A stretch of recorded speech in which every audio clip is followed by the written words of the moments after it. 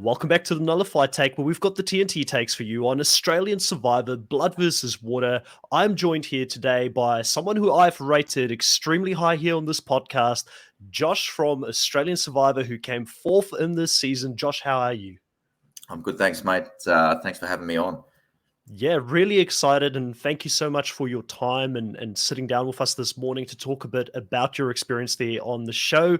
Firstly, how's things been since the show? What was the fan reception like after playing the game for you personally?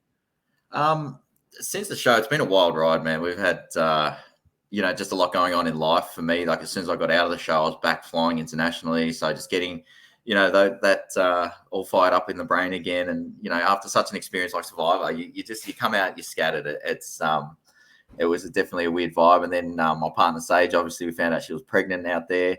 So I missed the first 12 weeks of the whole pregnancy. So it's been just a lot on. And it was actually quite nice for the show to sort of wrap up because now I can focus on, becoming a dad. And Sage is literally could be 4 to 6 weeks away. So it's all happening, mate. Yeah. It was, I'm not I don't get emotionally easy when I watch TV shows at all. It's just not my thing, but Australian Survivor always finds a way to bring in these moments where you just really feel like the characters and you do feel like some sort of way when something happens to them on the show. And your moment of finding out that you were going to be a dad out on the show, I think was one of the most pure, genuine moments that we had this season and probably in any Survivor season. What was it like, finding out this type of information when you're playing a cutthroat game such as Survivor? Mate, it was like you saw the reaction. It was just surreal. It wasn't, we were trying to have kids for the last 3 years. And then, going into the show, I was expecting Sage to have to go through an operation instead of, being actually pregnant. And it was just the furthest thing from my mind.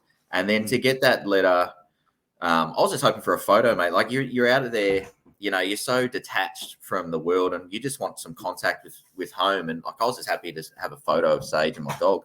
And to get that news, mate, like it was mind blowing. And we're so lucky to have that footage forever now. So yeah, that's so awesome. One day you can sit down. Is it going to be a boy or a girl? Yeah, we're having a boy. Oh, really exciting. So you can sit down with your boy one day and show the footage of when you found out you were going to be a dad, which I think is so special. You mentioned that you're back flying now, and obviously we've had a very interesting couple of years, I guess, as a society and flights being limited and all those kind of things. Are you commercially flying, or are you more like a private pilot? Yeah, no. So I fly for an airline. So and I do international flying. So I was really affected by COVID. I essentially was out of work for 2 years. In my chosen career, it was a nice break for the first sort of 6 months to a year. I got into personal training, which is I've always been passionate about health and fitness. And my brother, is part owner in a gym down in Melbourne here. So, to be able to slot in with him and change careers, for a year is a nice little sort of mid-career break. But then that second year, it started to I really started to miss, the career that I've been building for so long. And, I'm passionate about flying. And so, yeah, that second year, it started to get a little bit tough. And I was meant to go back to work. And then we had a big Delta wave hit in Melbourne and Australia. And, mate, all my flights got cancelled, and then that was when I got the call to go on Survivor. So it's sort of like it all opened up perfectly, and everything happens for a reason, I suppose. But no, it's good to be back working and flying again, mate. Hitting some international destinations. I go to Hawaii on Sunday, and just got back from Phuket the other day. So yeah, it's good to be back. Oh, that's awesome. And, I'm used to flying personally a lot as well. Like, I live in Auckland, but my company that I work for, their head office is in Perth. So I used to fly Auckland to Perth all the time. Like every 4 weeks I would be on a plane, and my life has changed so much as well. Like I'm so used to, like, it's actually been weird being stuck in one place if you're so used to traveling and either being in Perth or Melbourne, and suddenly you're like, you're stuck in one place. And I think people who don't travel a lot maybe weren't as affected as much as people that are used to being globetrotters. Yeah, and like I enjoyed the routine. It was nice to be able to, you go to bed at the same time every night. I was getting up early. Like you probably eat a little healthier, but you feel good. But then you realize like, man, it is cool to be able to jet set around, and you land at a destination like in Bali or something like that, and then you you start in Melbourne in the morning, you're in Bali by the afternoon, having a couple of bin tanks on the beach with your captain, and Yeah. it's not a bad lifestyle, that's for sure.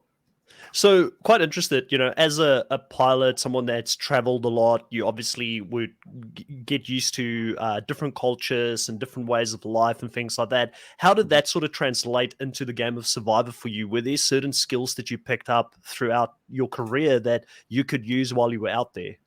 Yeah, definitely. And it was one of those things that I didn't really notice what skills were transferable from being a pilot to sort of everyday life until COVID hit. And then I realized when I was doing my personal training, I was quite organized and had this sort of, like systems processes that I would set up. And then going into Survivor, I my mind couldn't switch off. We'd have the plan, but then I would always be thinking like, okay, what are the next sort of votes going to look like? How will this person be affected by this vote? Will they still be willing to work with me? And so the whole time we would have downtime where we're, sort of going between sets and all that sort of stuff and waiting for the crew to be ready to set up. And we're meant to be sort of trying to catch a nap or something like that. I couldn't sleep, man. My mind was just constantly running. And it helped me a lot throughout the game, like, to push as far as I did. But sometimes it was quite tiring, like I was just like, shit, just shut it off. And like, I just wanted to have a rest, but I couldn't, man. Yeah. Sort of tracking back, I guess, to the start, because we've sort of jumped right into the middle of it. How did you sort of find out about Survivor? Was this something where you were approached first, or was Jordan, your cousin, approached first? And were you a fan of the show? Yeah, so I was a fan of the show. Me and my partner Sage had actually applied a few seasons ago, and she got quite far, I think, but it wasn't to be. And then so we'd watched every season of the Australian one. I haven't watched too much of the American one. And then what happened was, as I said, like I was ready to go back to flying sort of domestically, and then the Delta wave hit Australia. And this is a random story, and again, it just all lined up for me.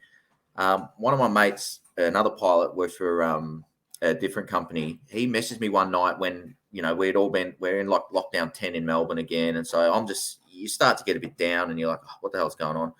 I go to bed one night. It was like a Thursday night, and I had this long ass text from him, and he's like, mate, this is not a stitch up. He's like, I know, someone that I don't know if he knew one of the producers, but he worked on Survivor America in Vanuatu when he was like an 18-year-old, like just helping her out around sets and stuff like that. So somehow he had a connection to someone on the show, and he goes, mate, they're last minute looking for, a couple of blokes to sort of fit your profile. And I've got not only Jordan, but I've got Jordan's younger brother, my cousin Luke, and I've got two younger brothers myself. And so he goes, mate, I know that you can pick one of the boys to, jump on. He's like, can I put your name forward to this chick? And I'm going, oh, fuck, do I really want to do this, And I went and told Sage, and I said, babe, I just got a message from my mate, and he said, do you want to go on Survivor? And then she's like, you got to do it. And I'm going, oh, fuck, all right. Because I know what it opens up, like in terms of you're opening your whole life up to randoms, and, you're putting yourself out there, and if, the edit and all that sort of shit. So, yeah, at all. And I obviously in the end I said, all right, do it. And so this was a Thursday night. I didn't hear anything Friday, and I was like, oh, maybe they're not keen, sort of thing. And then Saturday I was walking the dog and like, hey Josh, so-and-so from Survivor, can you jump on a Zoom today? Sure enough, like Saturday we had a Zoom, Sunday we had a Zoom with me and Jordan, and then on Monday they're like, boys, you're on. You've got like a week to prepare. Wow. And it was just go. And we're into quarantine and then out into the bush, mate. That's such a crazy story. It was crazy. And what was Jordan's first reactions, and how did you sell him on it? Yeah, well, he was keen as when I messaged him, he's like, is this a fucking stitch up as well? He's like, you're kidding me. He was so keen, and like I said in our intro videos, he's just he super excited. He just wants to try and get shredded as soon as possible for it, and Jordan the class clown, man. But I think I needed Jordan. His edit didn't really show what he's really like. He got a nice guy edit at the start, especially, and he is a very gentle giant, but he's hilarious too, and he's a real loud character. And I've got younger brothers who are very much like me, but I thought the perfect person to sort of bring on would be Jordan, because we'd sort of bounce off each other, and he makes me a bit more, we just laugh when we're together. Whereas when I was in Blue Tribe, even Nina said, she's like, oh, I like Red Tribe Josh so much better, because I'm always happier and laughing more. Yeah, so No, it's I all was good. gonna ask, obviously you guys both find out, okay, we're gonna be on this show. Like, did you have like a strategy in mind, like talking to each other, hey, this is how we want to approach the game? And how did that change when you were actually out there? Because obviously it's one thing in your mind thinking, oh, this is how I'm gonna play, and then Yeah. the situations around you is dictated by the people you play with. Hmm. Um, we're really actually like pretty laid back. Like we like to take things as they come, and there are certain things you can plan for. And I would I watched when we're in quarantine. I rewatched all the major seasons that I thought would sort of be relative to what we're doing. I liked watching Dave, Luke, Toki, this Aussie Survivor legends and stuff like that. So I'd watch their game and how they adapted, and I literally took maybe a half a page of notes of just some general rules that I would like to apply, and then just let the scenario play out in front, because you can come in with all these strategies and all these plans, and then if you don't get the right crew, then you can't work with it.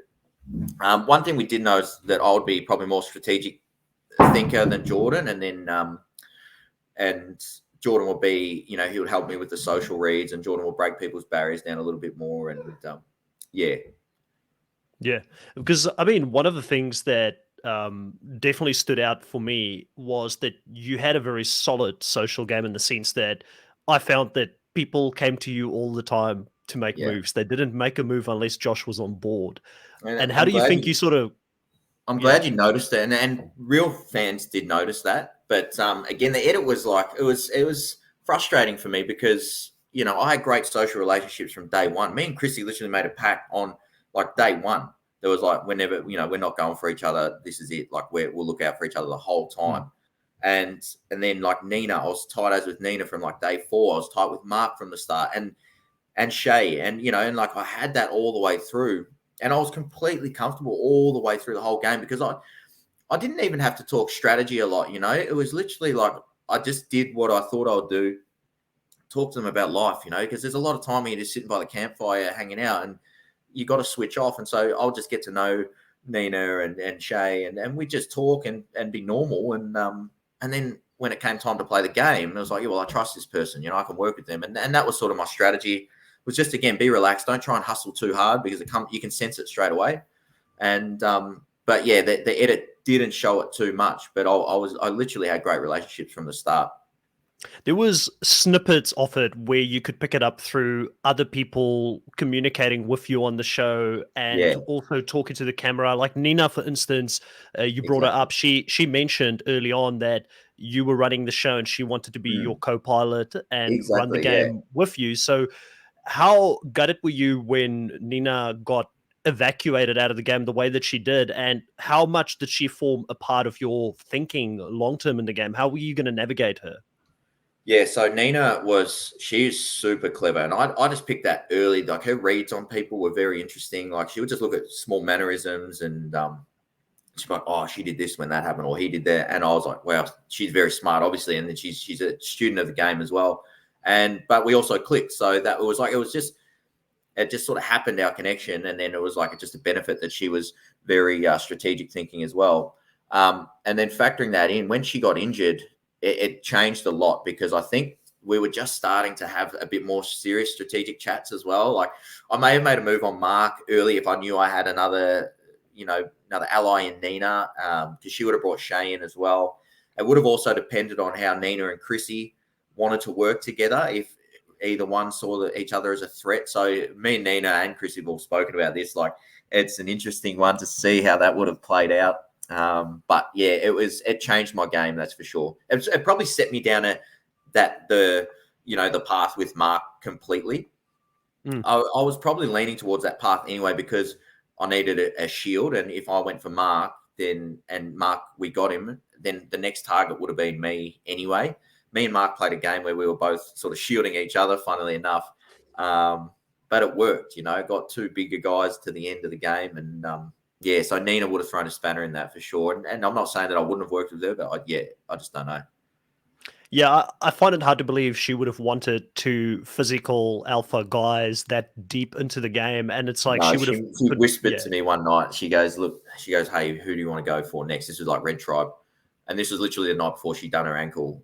She's like, you want to get Mel next or Mark? And then, I was like, all right, we'll get Mel first, and then we'll chat about Mark. And some of the interviews I did, I said, all right, I've got to keep Nina on side. I was gonna maybe blindside Shay and then sort of offer up Mark as the next target if that was all going to happen. But then Amy sort of put her hand up and volunteered herself by going for me and Jordan. But yeah, there was a lot of intricacies going on around that point of the game, and I would have had to navigate it. It was tricky even with Nina. They didn't show it either. Like the main concern with going for Sandra, me, Jordy, and Mark all made that call, but I was super tight with Nina, and so was Jordy. Our concern was like, yeah, we can get Sandra, but Nina had always told me, she goes, hey, just tell me if you're going for my mum. I get it. I want to play my own game, but just let me know. And then I was so torn. I'm like, and Mark's going, don't tell her. But I'm like, oh, but if I don't tell her, it's going to ruin my relationship with her, or potentially, and then create a powerful enemy. When's the best time to do it? And essentially, we sort of come to the conclusion, like, we want to do it, but not give her much time to be able to scramble. And then before we sort of had to go to tribal, I was looking for Nina, but she was, I couldn't get to her to tell her in time. And then Sandra was just smart enough to be able to pick it up. And she knew in tribal, and she got the sense, and then she just started teeing off. And but yeah, it was Nina was awesome, and we had a great dynamic, and it would have just completely changed the game, I think, if she was still around. So, sort of talking about Sandra and Mark, that comes up quite a lot so far. What was it like having some of these returning players come into the game? Now, obviously, Sandra, you weren't a big fan of the US. You may or may not have known who she was, but obviously, Jonathan really hyped her up from the start, the Queen of Survivor, 2-time winner. So she's capable. How are you feeling about, I guess, having these returning players early in the game? And specifically, why was Andy, I guess, in your tribe more of a target than Mark from the start? Yeah, I actually didn't know who Sandra was, funnily enough, because I watched while we were in quarantine before we went into the game. I watched season, I think it was 40 that she was on, Winners at War. Yes. And I saw her, and I'd seen that she'd won a couple. And so when she did fly in, I'm like, oh, I think that's Sandra. And Jordan's going, who's that? And I'm like, oh, she's won twice. But I knew Andy straight away. I had a laugh. And I didn't realize how big Andy was, man. He's tall as and I knew him. And I thought, Andy had a bit of a hard run in Champions Contenders. Like he actually was a challenge beast. And so, yeah, working that day, the Andy vote's actually quite funny as well. It was our first vote. I'm like, I'm just hanging on. You roll in. It's like you're in Survivor. You're like, and they don't tell you much either. It's like, here's your camp, off you go. And then they don't say, all right, guys, you're going to go into camp and do this or that. It's like, figure it out. And then so Andy sort of took this leading role, and he's quite a funny guy. Like, me, Mark, and Andy actually stayed up all night. That first night was chatting, doing movie quotes and stuff. And then the next night we lose the challenge. And then we're going around camp, and this is where Mark was good. He said, like, when it's tribal, like scramble time, you don't go off and get wood, and, you hang around the central spot. And so me being a rookie, we're all sitting in the water. We're like, Alex had done his back too. And I was mates with Alex. I'm like, oh, man. And I'm like, what the hell am I going to do here? Like, it makes sense. Like, his back's gone. What are we going to do with this? I sort of resigned to the fact, like, I might be going for Alex here. And that it was shit. But I'm like, okay. And then I go off and go and get wood or water or something. And then I come back, and Mark's like, hey, mate, the vote's changed. And I go, who is it? And he's like, it's Andy. And I'm like, what? I'm like, are you for real? I'm like, that's massive, bro. Like, who's in on this and that? And then right when that was all happening, they sort of put us into lockdown where you're not allowed to talk anymore. And so then all of a sudden, I didn't have time to confirm this huge move on Andy. And I'm just sort of left on the end. What is going on? And then at tribal, they're asking me all these questions that they sort of didn't get shown. And in the end, I'm just like, do I want to try and make an enemy out of Andy? And like, if I don't know that everyone's actually on board with this, or do I just take the safe option and go Alex? And, just in case, I'll be able to front up to Alex and say, yeah, mate, it was me, that did that vote. And sure enough, I was the only one that voted Alex. So that was one of the only votes I didn't know had no control over. Everything else after that, I knew where the numbers were, all of that. But me and Mark laugh about that vote to this day. In terms of reason why, like, Mark went for Andy and Nina went for Andy, I think Andy took charge in the leadership role of, like, going, hey, do this for the shelter, and he's quite a big character. And I think people knew that Andy was he's going to be a big player, and he would have been happy to sort of do a bit of the backstabbing style and, be a bit of a threat. So everyone just said, yeah, well, let's go Andy, and pulled a big move from the start. So, yeah, he would have changed. If again, there's so many pivot points in the game. If he stayed around, who knows what the hell would have happened. Like, he would have gone for us big boys straight away, I reckon, as well. So, again, I think it was, in hindsight, one of, a really strong move to start the game. Yeah, I think you took out the biggest player right from the start, one with a Yep. massive reputation. I really like Andy. I've had the pleasure of having him on my podcast before, and we recapped a season of the previous Australian Survivor season together. He's a really nice guy, and I was gutted as someone who knows him to see him go that I early. felt for him too, man. Yeah, like he was a really nice guy, and he didn't even overstep in that leadership role either. Like, we're all going around going, oh, all right, what do we do? And he just stepped up, and he was telling us stuff about his season. Like, it wasn't too overbearing, but I think, with Nina, I think he may have made a little mistake. Like, he was just talking about Sandra a lot, and Nina's like, well, does he want to get to know me? And just little things like that. And once that ball got rolling, everyone jumped on it, and yeah, unfortunate for He's Andy, the biggest fan, so I can see like him just wanting to get to know Sandra, because like prior to playing the game, like he used to go over to the US to all these like conferences and like Survivor get-togethers and stuff like that. So he's a massive fan, So, but I do feel for him. Moving forward to another vote that I found very interesting prior to the merge was the Amy vote, because obviously Amy had relationships with Jordan, and they seem to try to have some sort of a working thing going on. And she kind of, I guess, overstepped a little bit, and that made you pivot towards her. Can you talk a little bit about Amy as a player and how you found her in the game, and also maybe how that dynamic between yourself and Jordan was with Amy, obviously knowing that Jordan had some sort of allegiance to her coming into that tribe? Mate, honestly, we were ready and willing to work with Amy that day. I saw her and Khan as players, though. Like, I think Amy found an idol early on. Khan found an idol as well.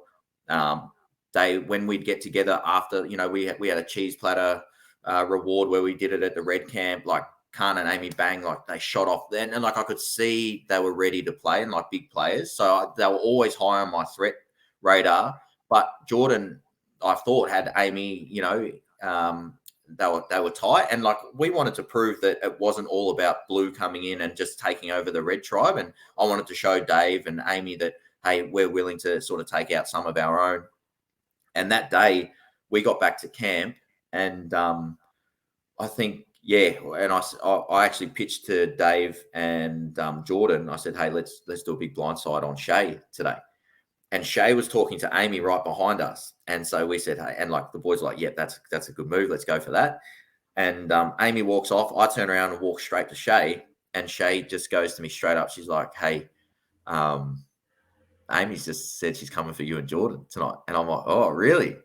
And then I went and confirmed that. And then my target completely changed from Shay to Amy. And so that like changed Shay's game, like her honesty in our relationship there. Like, so that was all that happened there. And it was just funny. Like, Amy, again, I respect it. She was trying to play, but we were actually wanting to work with her moving forward, on that vote. So it's interesting you mentioned Shay there and how her honesty changed for you in the game and sort of build a little bit of credibility there with you. She seemed to be someone that was always on the outs, though. Even at the merch, she never found a way in. Was it just due to the fact that you saw her as such a physical beast out there, or was there more to it in regards to why she just didn't seem to click with the rest of the group?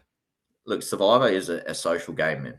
And people can say, oh, they're targeting someone because of this or that. It's not. It's you spend 95% of the time hanging out with people, and people do certain things that, I won't get into what it is, but there's a reason why people sit on the bottom. If someone's a legend, like look at Chrissy just rolled in and it was like effortless for her, and everyone loved her, and it's because she was amazing socially. You've got to be able to live with people for a long period of time, and if you're doing stuff that sort of rubs people the wrong way, you end up on the bottom, and then they look for an excuse. Survivor wise, like, that's why we're going to go for her. But if you're on the bottom throughout the whole thing, then there's something there that's sort of, pissing people off a little bit. And so that was the issue. I was all right with Shay. We had a good relationship. And but it was just some others in my like alliance. They're like, we got to get Shay, and I was trying to hold her on a little bit because I knew she'd be part of my move to get Mark and Sam, and I needed those numbers. And so it was sort of like, I would say, hey, you got to win this one today. You got to do this, you got to do that. And we were, she's a lovely girl. But there were just some things that would sort of shit people, and that's why she was Well, on yeah, it's personalities. I mean, like even if you Yes, go to mate. a workplace, not everybody gets along. That's Like it. it's just the Yeah, way it is. Yeah. yeah, So yeah. I'm also quite interested, another person that I think similar to Shay just socially didn't seem to fit in or there was no credibility about them. They were a big player this season, someone that I think is number one probably for a lot of casual fans to come back and play this game again, and that's Jordy, right? Yeah. So Yep. tell us a little bit about Jordy, the relationship there. And, Jordy comes to you, he lets you know your old mate Mark has been pulling the wool over your eyes. He's got an idol. This is the first idol and you choose to not really act on that information and Mm. go back to Mark and let him know, listen, Jordy's throwing your name out. Can you talk us a Yeah. little bit Yeah. through why you went back to Mark so quickly on that, chose to stay with Mark and Sam, I guess, Yeah. opposed to Jordy and Jesse?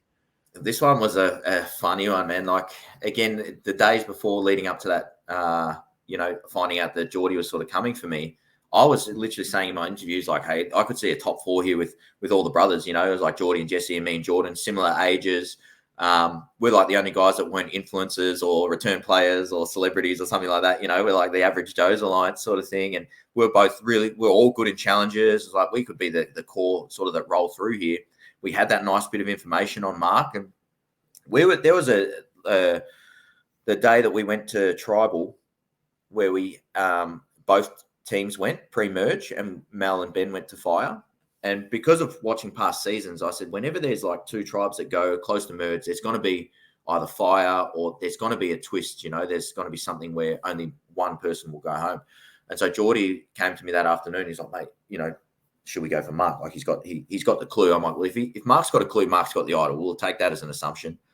And all right, I wanted to give Mark a little bit of time to tell me about it, but then we're like, man, this is a big blindside. Like we could do this. And then I was thinking, I'm like, nah, there's something going on tonight. There's going to be a twist. So I talked Jordy out of that one. And I'm like, let's just sit on this info and we'll see what happens. And then we get to merge and we do all that. And then again, this is where Chrissy's game was sort of understated. We were just going about our business, and I was getting ready to sort of do the move on Mark. And then Jordy, I found out from Chrissy that Jordy had been going to Mark and telling Mark and Sam that me and Jordan were targeting them. And I'm like, what? I'm like, the only reason I'd spoken about that was because Jordy had told me that you had the idol. And like, I was doing the good thing and saying, hey, mate, like, I'll give you a chance to come and tell your alliance. Like, we're close. And so Jordy just tried to do this just sort of double act. And then Chrissy was good enough to say, hey, like, let's have a sit down. Just sit down with Mark and Sam and tell them the truth of what's going on. And so I went down. I said, mate, I've known you've had the idol since pretty much day one because old Loose Lips has bloody done it for you. And he's tried to put the double play on us. And then so once I came clean and told Mark what was actually happening, that I knew about the idol for a while, but let him, I was waiting for him to talk to me about it. He was happy to work with me. But all that aside, Jordy's an absolute legend. Like, we're close as outside of the game. Like, he's a top character.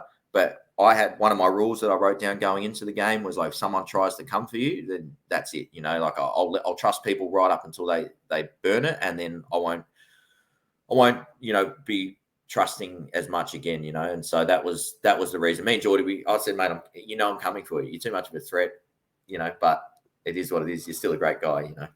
You guys had a great dynamic as the Joker and the Two-Face out there, and sort of making it happen and working a little bit together. But I fully appreciate why you had to turn on him. Now, when I interviewed Mark, he mentioned that one of the reasons that you and him just clicked from the start, and Jordan as well, is because you're rugby boys. I never actually asked them, what is rugby union, rugby league? What were you guys really into? I'm a leaguey mainly.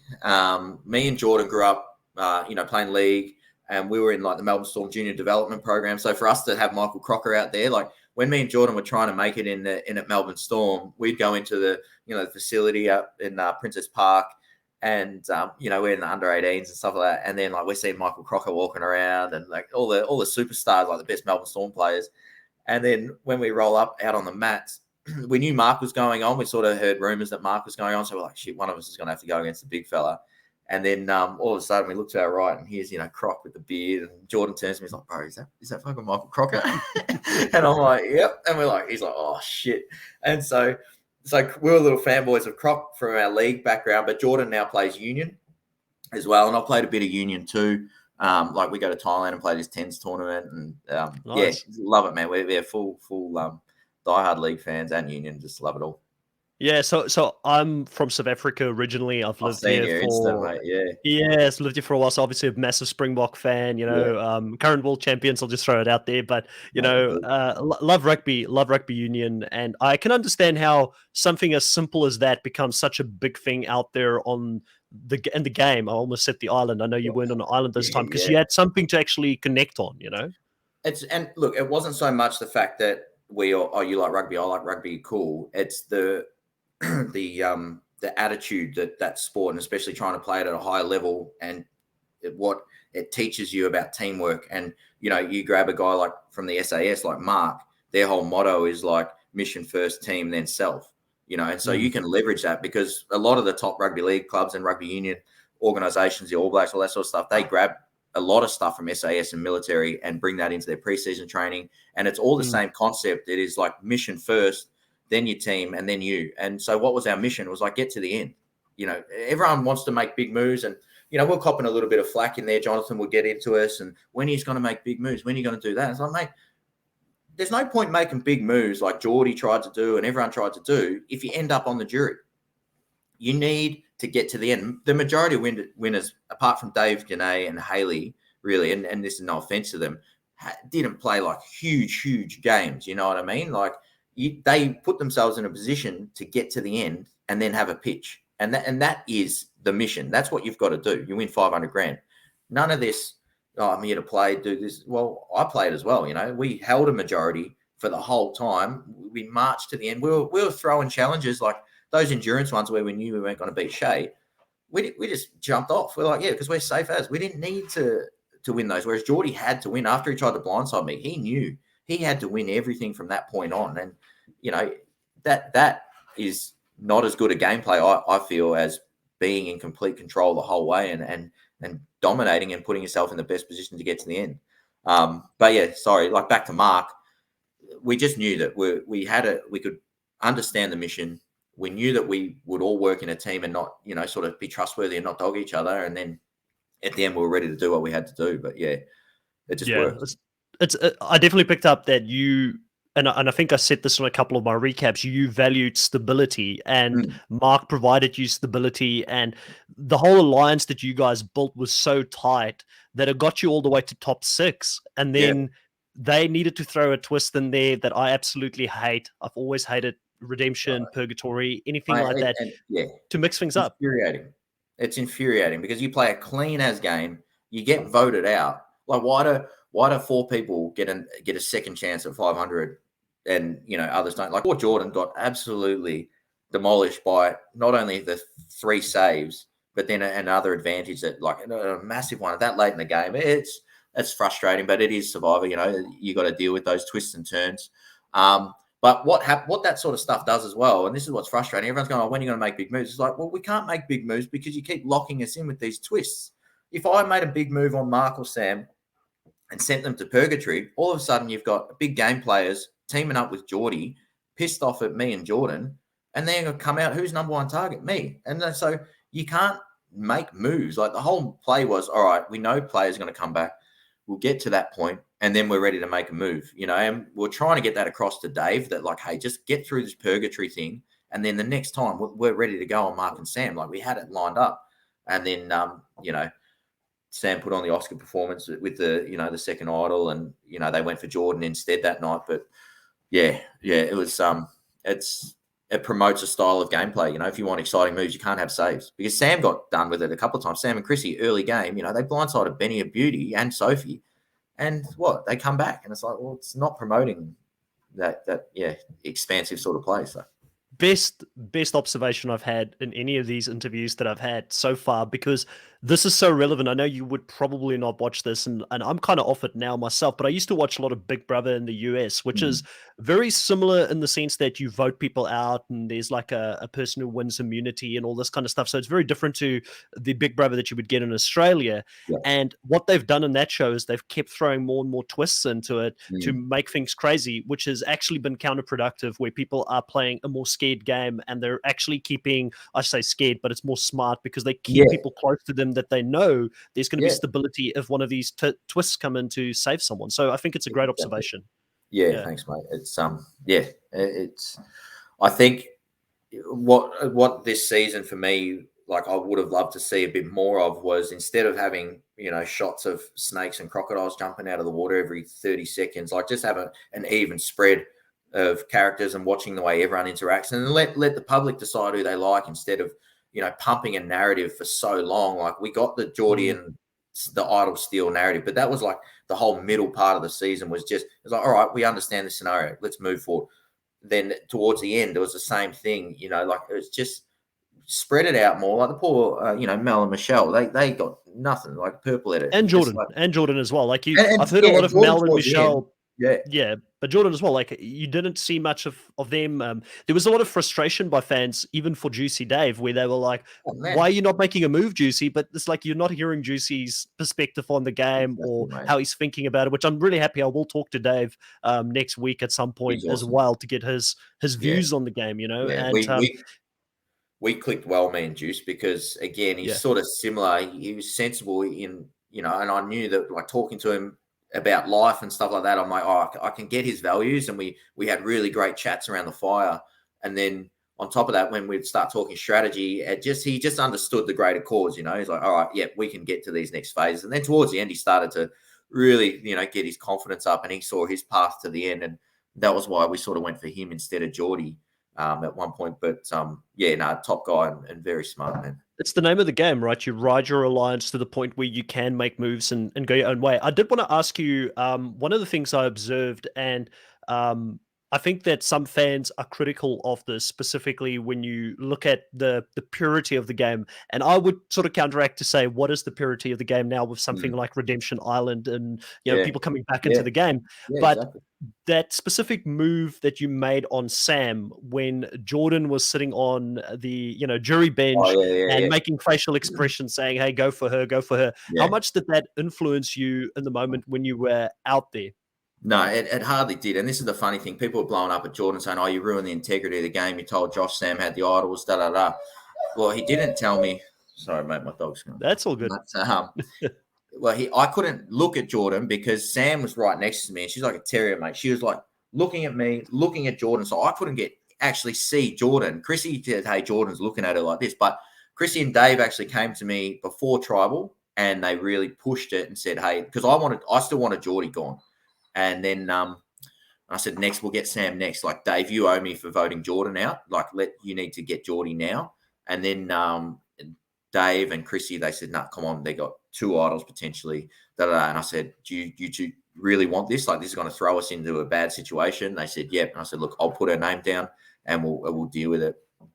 And then, so yeah, that all went down like that. But I couldn't get a signal from Jordan. I'd already had my mind made up that I was putting Sam's name down. Ideally, what I was literally thinking, because again, my numbers, I didn't want to take the high risk of putting ourselves in a minority.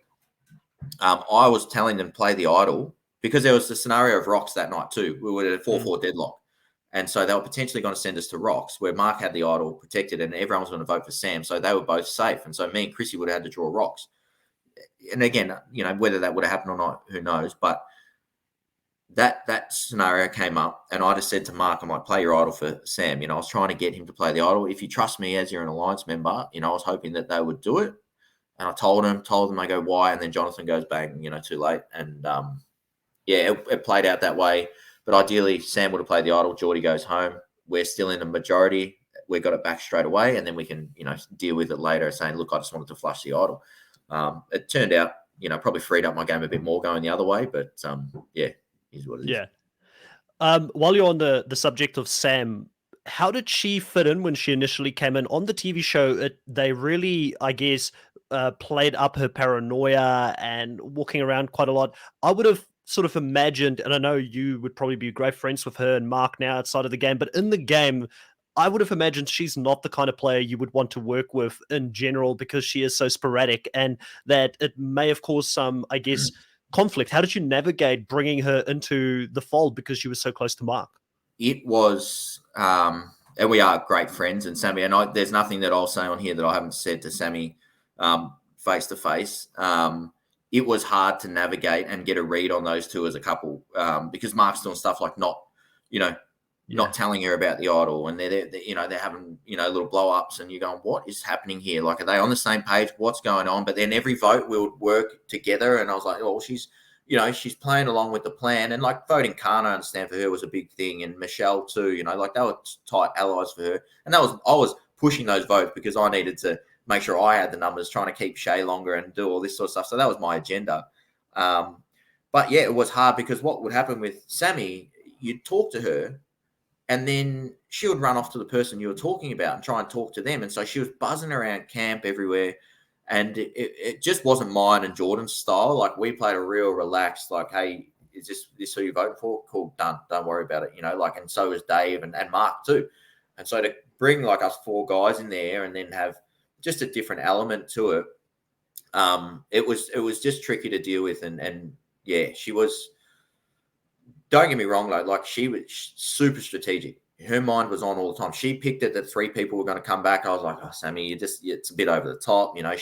She tailed Jessie. She put in the work, and I'll give her that. But I think in terms of the way it is, people wanted to vote her out. And it wasn't just the men either. Like this has been a bit of a contentious subject, but throughout the whole season. But if you look at when Sam got voted out, what KJ said about her and what Shay said, like she was intense around camp, put it that way. And but brilliant strategic mind, that's for sure. It was just hard to get a read on both of them. Now, I did have a question for you since you just mentioned a few of the girls there. Richard, who's a super fan from from South Africa, watches all the shows. He flicked me a message just before I said, I'm going to jump on with Josh. Is there a question you want me to ask? And he said, can you ask Josh, why did he vote for KJ over and over again while he was out there? Because he's a big KJ fan. I think that Australian Survivor meme stitched me up a beauty with this one. So the first KJ vote was, I found out that she was voting for me when Jordy and Jessie were trying to blindside me, but I had the numbers there. And so, but what happened, we knew that Jessie had an idol because Chrissy saw Jessie find the clue at KFC. And so again, one of my rules going in was if someone's got a clue, they've got an idol, take that as an assumption. So me and Mark were like, yep, Jessie's got the idol. And Mark, like when it was going down, Mark actually said to me, and I said, are you 100% legit? And he said, mate, if Jessie plays his idol, I'll play my idol for you. And then so that would have nullified, it would have been, 6 votes for Jessie, 4 votes for me. And then there was that one remaining vote. And so what you do is you need to control the split, because if I left that up to someone else and they trigged on that, hey, I can actually control who goes home here, they would have done. I would have loved to write Jessie's name down knowing, like, hey, you came for me. I wanted that revenge, but yeah. I had to play it smart and say, I need to control who's going to head home. And so I made sure I put KJ that one. After that, she come up to me. She's like, oh, I'm sorry. And I said, well, you voted for me, mate. Like, it's game on. She's like, oh, I saw you voted for me too. I'm like, yeah. But mine was more of a split thing. Like, yeah. And so it was like, all right, that was the first strike sort of thing. As the game progressed, this is a tricky one too. And this is where Purgatory stuffed things up again. We finally got Jordy, right? So we got Shay. We get Jordy. Well, we get Shay. That night when we were going to tribal, I said to KJ, I said, look, I need to keep Mark and Sam thinking that we're on side, okay? So if you cop the split tonight, it'll be Jordy the majority and then you the split. I promise you, next vote, we will get Mark and Sam, like which one you want. And she said, Dio and I 100% meant that. And then we get to tribal, all of a sudden Shay doesn't rock up. So like, here's the redemption twist. And then we vote Jordy out. Sweet. Those two can battle it out. And then Jonathan goes, bang, you're voting again. No talk, no nothing. And so I'm like, oh, my God. And then KJ looks at me. She's like, Sam. And I sort of panicked. I'm like, yep, vote Sam. Not thinking. And then while I had time to sit there and think, I heard Mark and Sam out, like sort of like whisper to each other like KJ. And then I leaned forward, like whispered to Jordan, like do KJ. And the reason for that was it was just unfortunate because, again, if I gave away my position on Mark and Sam and sent one of them to purgatory, then the game is fully open. It's just, it was too high risk. So I had to, unfortunately, vote KJ that night, sent her to purgatory, and she was, in my opinion, a little bit less of a threat to deal with than Mark and Sam, coming in full steam ahead. So that was the reason for that one. And then she voted Jordan out. And then it was game on. Like, I wanted revenge for that. So, but to be honest, if my plan went fully into action, like once I voted Sam out and sort of was pushing towards the top of the game, my ideal end game would have been top 3 with me, Chrissy, and KJ. Shay just threw a spanner in the works at that top 5 challenge with the balls, and once that happened, we knew that we lost control there, really. So, yeah. Now, I'm a big believer that this would have been one of the all-time great seasons of Australian Survivor if they gave you a bigger edit and they made us believe that you could win this season. Now, as an avid fan of the show, as someone that's watched it since season 1 over in the US, I've watched over 70 seasons of Survivor. I can read an edit pretty well. And I feel like Australian Survivor is very transparent on who's going to win. Like, I picked Mark week 1, week 2. I'm like, it's probably him. Maybe Sam's got a chance, but I feel like she's the loved one of the person who's going to win. And you went all the way to the final 4. It was between yourself and Mark. And I mean, if you both had a massive edit, it would have had us all on the edge of our seats at the end to say, who's actually going to win this thing? And I could read between the lines. You played a big game. How did you feel about, some of the edit? And we've sort of skirted around a little bit. Yeah. And I know if production ever listens to this, they do the best that they can and they've got their own things that they're trying to put together. But still, you're going to feel a certain way about, I guess, what was shown. Mate, I don't get it. And I appreciate the kind words, but a lot of people can read the edit, and I don't understand why they don't listen to the real fans of the game. Because everyone has said that to me, and people, a lot of the messages, past players, they say your edit is one of the most baffling edits I've ever seen in Australian Survivor history. I don't understand it. I didn't get I was literally cut out of the show until episode 13, and then all of a sudden on the Nina wants to be my number one, and all I had all these relationships. Amy saying Josh and Shay are so tight. I didn't get it. And then even through, I had the material there. I had the dad letter. I won 3 immunities. I was part of the majority. Me and Chrissy had an amazing relationship that was funny. Me and Jordan were laughing all the time. I got this real serious guy edit. It was frustrating, man. And to be honest, every night before the show, you'd be nervous because you're like, what the fuck are they going to show? Sorry for swearing from all that. That's all right. No, go for it. What are they going to show here? And, and they played that woman, man card and all that bullshit. And it was unfortunate, bro. And quite frustrating to watch. And, my experience out there in the game was so fun and amazing. And then watching it back was so frustrating, to be honest. So, I don't know why they do it, because the material, like you said, the material there, we had an amazing show, man. Some of those physical challenges, they cut out epic challenges too, just going at it, hard, just awesome stuff. And it was just all just ghosted, and and not enough strategy from anyone. They just showed this one narrative or 2 narratives throughout the whole game. And I was like, it's just wasted. 90% of the stuff's getting cut out, and it was better than this. I'll always watch Australian Survivor. I'm a fan of Survivor. My biggest criticism has been if you've got 2 people telling you their plan 6 times or 14 times in an episode, that's too many. You could have someone else have a confessional in there and throw a little bit of different things in there. But I do have a question for you. You just didn't make it here. You fall out in the final 4. And I believe there's a previous pilot, very big player that used to play in the US, that's a fan favorite, won a lot of challenges and stuff like that as well, who was a pilot. Really? I believe he was more of an Air Force pilot or something like that, but he fell out just before the end as well. So it seems like pilots are cursed in this game. Crash landings, mate. Crash landings. Yeah. If you did make the final, right? If you did actually get there and it was you and Mark going head to head here, how do you think the vote would have shaked up? Because, Mark was only the 2nd unanimous winner in the history of the show.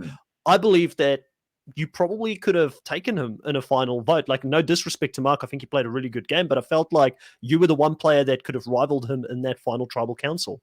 Yeah, that I was willing to do that. And that was my pitch, and then the final move was to, again, me and Chrissy have spoken about this, and I wish I fought harder to try and keep her on side. But that if I kept Chrissy on side, that final tribal, that would have meant I was going to fire against Mark. So I was like, do I do one more play? I felt Chrissy was drifting a little bit, and I thought, all right, if I can just reduce the risk again. The risk was either you put your game at chance and go to fire against Mark, who's a weapon at, all that sort of stuff, or do you try and do the one last master play because Chrissy went for Mark last night? You leverage on that a bit and just see if we can do it. But Mark just played he played the high percentage and played it better. But if I got there, our games were very similar right up until the point that I got Sam. And then I had a really nice pitch, sort of, the way that I navigated that and won immunities when I had to, and set up these little deals that they weren't like promises of top 3. They were like, I'll protect you for the next vote, and then I'll get that protection, and then the next one. And I just had this perfect sort of run to the end. I think Mark would have outpitched me. I think his pitch was better. Like Mark, again, you didn't see it. He got a real sort of hard man, ruthless killer edit as well, which was, again, bullshit, because Mark was actually quite not soft, but he had a lot more of an emotional side that people didn't get to see. And he was very like empathetic, and we only saw that at the end, right? Like when he spoke about his experience with the river, and that was a completely different edit. It was like very late. It was like late in the edit. It was like he's been like that the whole time, and also, but what he did at the pitch that sort of got cut out in the last episode, he went through everyone and said, hey, like, you're an amazing player, you did this, and he told like a little story to everyone, and like he just like he pitched it amazingly. The jury were ruthless too. They were full on Survivor diehard fans, and so they, again, like in hindsight. In hindsight, they didn't respect how good Chrissy's social game was, because Chrissy probably didn't do herself a favor in terms of like, she downplayed how smart she actually was. If she claimed a little bit more, I think she would have been like really in a strong position, but she just sort of acted like, I don't know what's going on, but she knew what was going on. She just didn't let on. The jury, they were ruthless. Like they were really respected hard gameplay and all this sort of stuff. And so when Mark got there with the 2 girls at the end, they didn't respect Chrissy's social enough. And then they didn't, even though they were friends and loved Chrissy, they wanted to vote for the one that could outwit, outlast, outplay, and that person that had all 3 aspects of the game. Mark had all 3. Shay had the challenge. Chrissy had the social. And so that's why Mark got the whitewash. But I had all 3 as well, I think. And it would have been, Sam would have lobbied a few votes for Mark, but I definitely would have been able to get a few votes as well. But yeah, it would have been tight. Mark played the jury better than me. I was so focused on the goal. And again, this is the benefit of returning as a player. I was just, get to the end, whereas Mark in tribals would be a bit more gentle with the jury sometimes, like it was just, he was very smart, so it would have been tight. The only criticism I had of your game, now that I think about it, just when you bring this up, and I was like very complimentary the whole time. I was like, Josh is playing a killer game. I could just tell he's a great player of this game. The only thing that I picked up on was that you were very upfront and direct with people when they were going to go home. Was there a reason that you were that upfront and direct with them? Again, a little bit of editing going on here, like the Mel and Michelle one. Again, like I try to be honest with people and not insult them. And Mel and Michelle, the leading up to that, Mel had copped the split a couple of times. They knew they were on the bottom, and it was actually quite, sad around camp. And, again, they didn't show it in the edit, but Mel and Michelle had just lost their father recently. And it was just like an emotional time around camp. And Mark was there and with them, supporting them. And we knew that, they were on the bottom and going to be the vote. And so, when Michelle came up, she goes, Josh, what's going on? I'm like, like I really respect Michelle. Like I'm not, what am I going to say here? Yeah, I'm going for Sam. Or like, I didn't want to bullshit them and lie to their face. And I just said, look, I'm sorry. It's you guys, there was that one.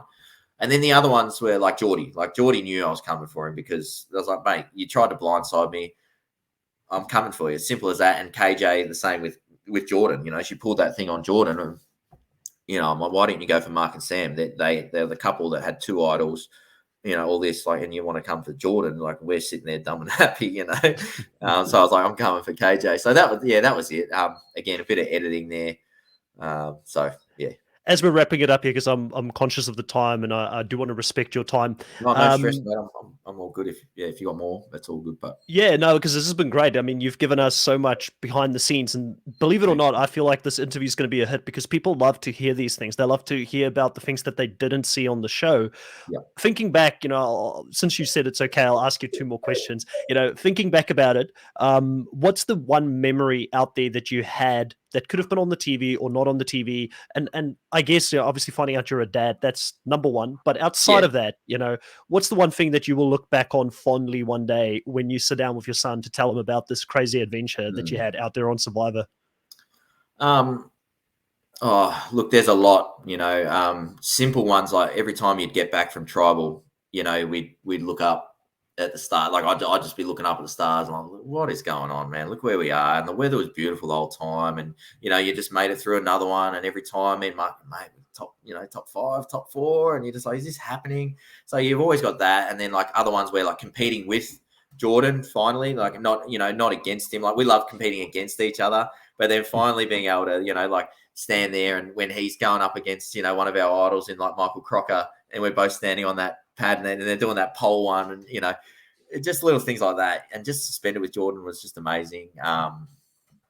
Other little things like every time we'd go to tribal, we call ourselves the Regulators.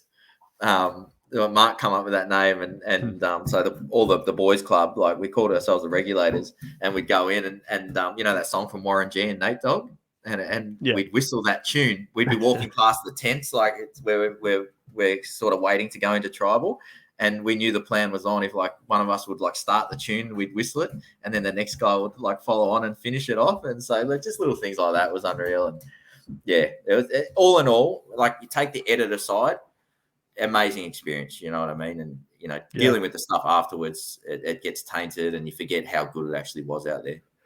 And I think one thing you can definitely take from it is I don't think anybody's going to look at this game and say Josh was an absolute a-hole out there. Like I think people will look at you and say maybe you didn't get enough of an edit, but in my opinion you had a bit of a hero edit. That's why Two-Face as a nickname doesn't suit you. I even said if I actually had a video on my channel. I said the 5 people I want to return. You were definitely one of the 5. I said that, the theme that would suit you is heroes versus villains in Australia. And I would see you in a heroes tribe, not a villains tribe, because you played a straightforward and honest game and you wanted to lift people up with you, that team approach that you had throughout the season. Now, the big question here is, would you answer the call if they wanted you to come back and play the game again? And how difficult is that now with, I guess, being back at work and being a busy person?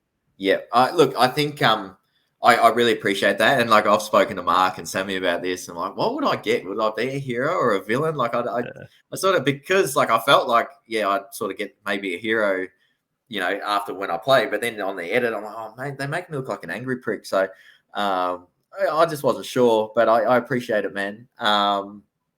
Would I come back?